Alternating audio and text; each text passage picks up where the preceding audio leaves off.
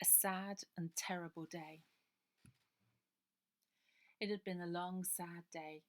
Everyone who came to pay his or her respects had gone. Ida rolled up her sleeves, poured the last drop of hot water from the kettle into the sink, and made a start on the big pile of cups and saucers. She wore Mum's pinny, and Mum's slippers too.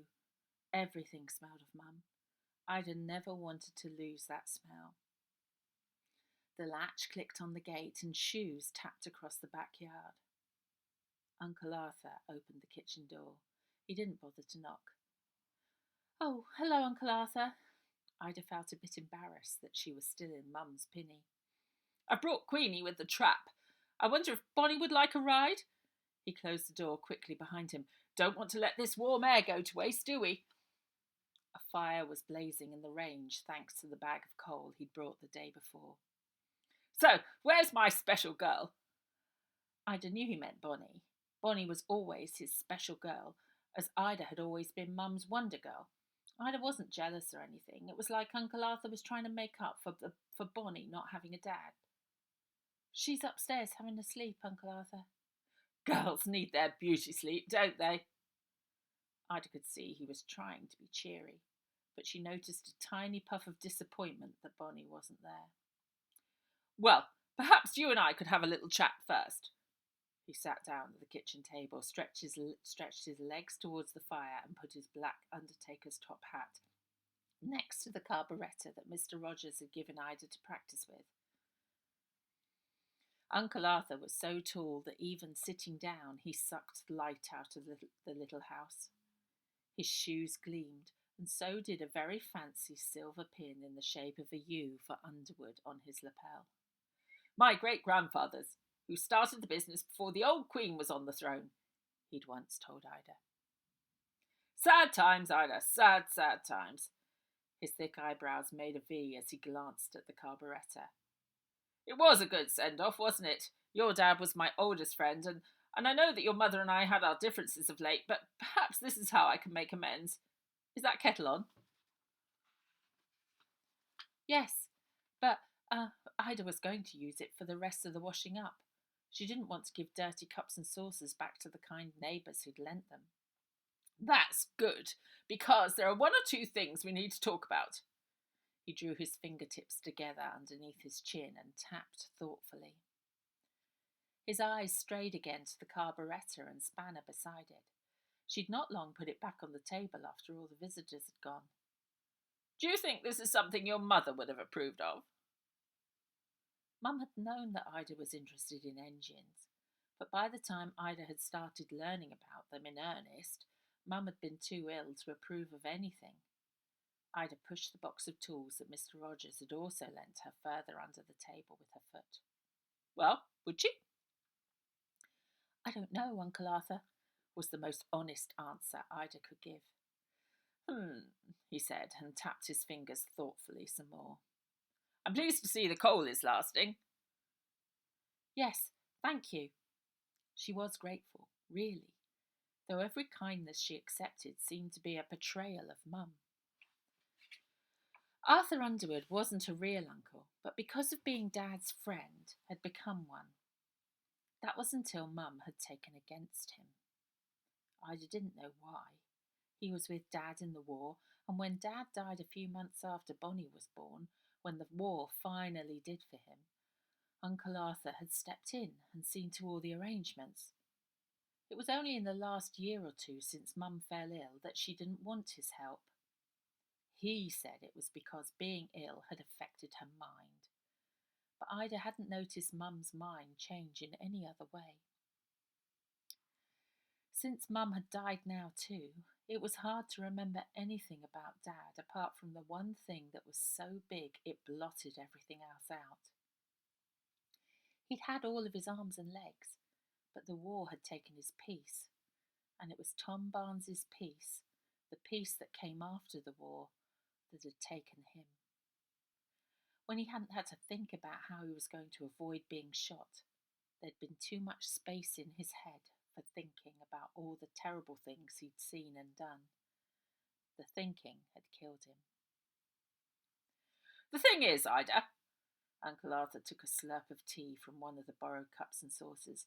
You need an education, and to get that, Bonnie needs looking after. So I'm looking into getting you a place at the new girls' training school in Southampton. You'll be boarding, and I propose that I take over guardianship of your sister. But, but Mum wanted us to stay together. Ida plunged her hands into the lukewarm washing up water and tried to keep the lion inside her under control. Well, let's see what happens. We have a few days. No, I mean us to stay together here. She felt like she was about to be squished under the roller of a steam engine. I'm 14 in a few days, and I'm getting a job. Mr. Rogers at the garage will have me. She turned from the sink to look Uncle Arthur in the eye. I'll be able to do Dad's job. It was the best Ida could do, though that wasn't strictly true, as what with Mum's funeral and everything, she hadn't asked Mr. Rogers yet. Uncle Arthur leaned back in his chair and laughed. You know that as things are, a slip of a girl working in a garage is pie in the sky. Mr. Rogers can't pay you anywhere near the same as a working man, even if he wanted to, and you need a working man's wage, not a girl's pittance, to keep this place. But Mum managed. Ida felt flatter and flatter. She knew Mum hadn't managed. It was only the kindness of the neighbours that meant they had enough food on the table. Our hens have laid well this week, Mrs. Barnes. We've had a glut of potatoes.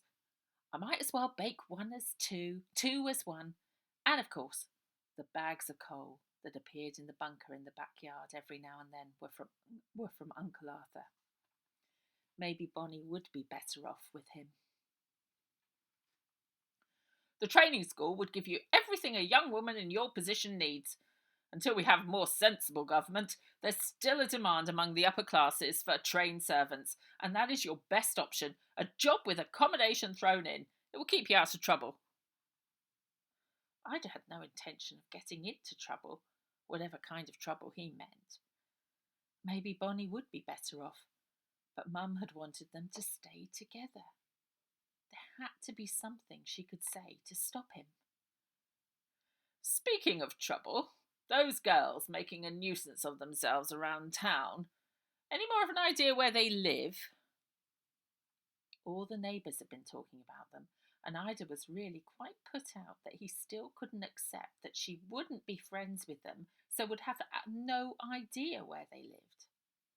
But before Ida could set him straight again, Bonnie appeared on the bottom stair with a blonde frizz of sleep hair round her face. Is that Uncle Arthur's horse outside? It certainly is, said Uncle Arthur, beaming at Bonnie. Would my special girl like a ride with old Queenie? Bonnie nodded and for a moment smiled. It was the first smile Ida had seen on Bonnie's face since Mum died. Excellent! Uncle Arthur picked up his hat and reached out for Bonnie's hand. It was all running away from Ida.